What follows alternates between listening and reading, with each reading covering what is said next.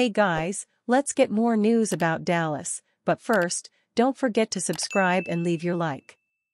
Dak Prescott, Cowboys have had no talks about contract extension. There have been conversations aplenty with the media regarding the matter, but the Dallas Cowboys and their star quarterback have yet to begin discussions on a new deal. Dak Prescott and the Cowboys have had no talks at all on a contract extension, NFL Network's Jane Slater reported Wednesday. Slater added, however, that it's unlikely to be cause for alarm and that she could foresee a deal coming to fruition closer to August. Prescott is headed into the final season of his current deal and has a giant $59.4 million salary cap hit on the Cowboys' books for 2024. That number alone begs for a new deal to lower the cap hit for Dallas. As noted by Slater, even though there have been no negotiations as of yet, it's unsurprising to see some back and forth through the media. Speaking to reporters at the NFL Scouting Combine, Cowboys owner Jerry Jones opined that Prescott could play better than he has, and he also has no fear of this being Prescott's final season with the team. On Monday at the Children's Cancer Fund Gala in Dallas, Prescott was all smiles and said he was definitely confident a new deal would get worked out, adding that it would help the team and was important for the numbers.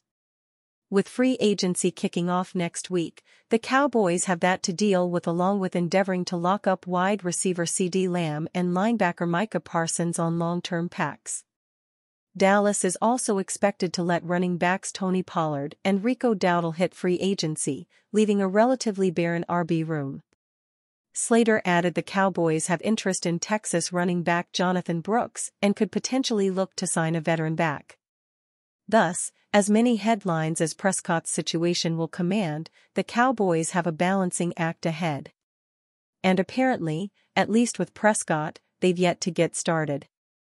Mike Greenberg says one RB would make big impact with Cowboys. After 6 seasons with the New York Giants, it appears that Saquon Barkley's time with the storied NFL franchise might be coming to an end, as he will hit the free agent market during the offseason with no shortage of suitors expected to be interested in his services. With the Giants potentially passing on the opportunity to bring him back or Barkley simply wanting to leave the Big Apple, the Dallas Cowboys could swoop in and sign him, which would bring an entirely different dynamic to the team's offense. Although the Cowboys are already stacked on offense, with star quarterback Dak Prescott leading the way, the addition of Barkley might put America's team over the top, as their offense would add a missing piece to the championship puzzle. Mike Greenberg of ESPN argues that Barkley would add a dynamic to the Cowboys' offense similar to what Christian McCaffrey has brought to the San Francisco 49ers via ESPN Radio. He will have a Christian McCaffrey-esque impact on their offense, Greenberg said. However, the Cowboys could be in for a bidding war for Barkley's services, as he will be one of the most sought-after running backs on the open market during the offseason, along with Tony Pollard, Josh Jacobs, Austin Ekeler, and Derrick Henry.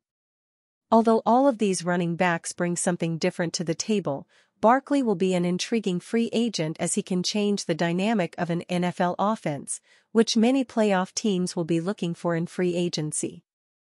Travis Kelce says his year-long marijuana suspension was red flag for Cowboys in resurfaced clip. A good combine can see players fly up the charts, bad ones can see players dip in power rankings. However, lots of teams make decisions not necessarily based on the on-field tests, but the ones off the field.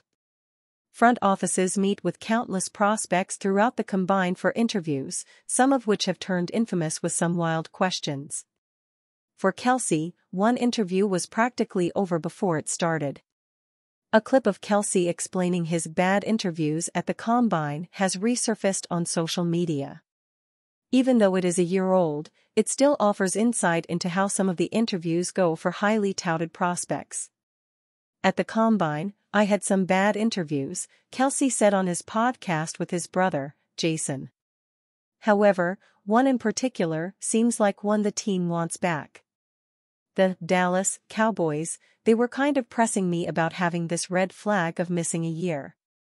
Kelce was suspended an entire season due to a positive marijuana test while he was in New Orleans for the 2010 Sugar Bowl with Cincinnati.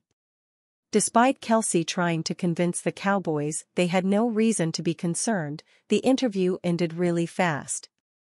"I basically just said, if you guys think I'm gonna be that kind of guy, or you're questioning if I'm still that person after everything that I've battled through to get to where I am now from missing a season, then you guys should probably go somewhere else and pick somebody else." The Cowboys selected Gavin Escobar with the 47th overall pick in 2013, while Kelce fell to 63, the first selection of the third round, by the Kansas City Chiefs. Kelce, of course, may just be the best tight end of all time.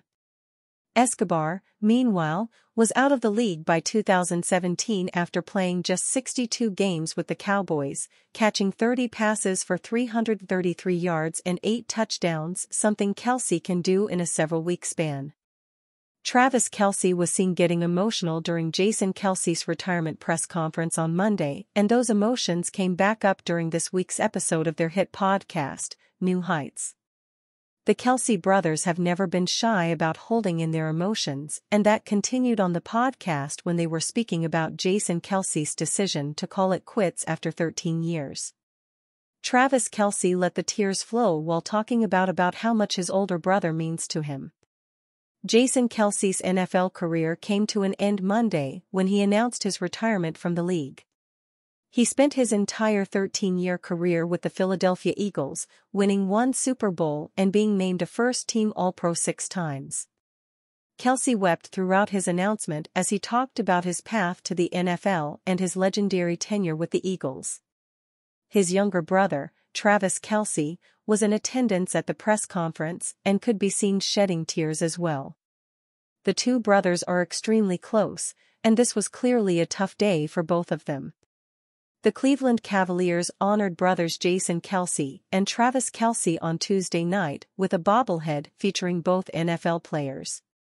The brothers, who were Cavaliers fans while growing up in Cleveland Heights, sat courtside at Rocket Mortgage Fieldhouse to watch the Cavs take down the Boston Celtics 105-104 in dramatic fashion.